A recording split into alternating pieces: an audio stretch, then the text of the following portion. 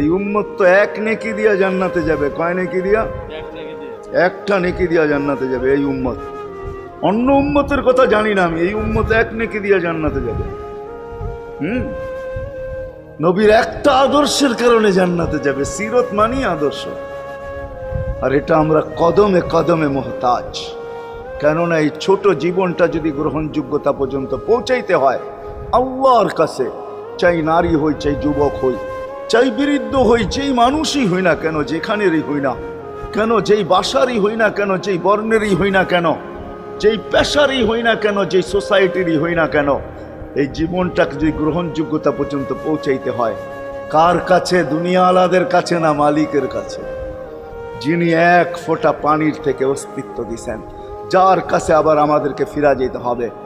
পালানের কোনো সুযোগ নাই। এই জন্যই কোরআন আমাদেরকে বোঝায় আইনাল মাফার। আল্লাহ বলতেছে কোথায় ভাগবে তুমি বলো।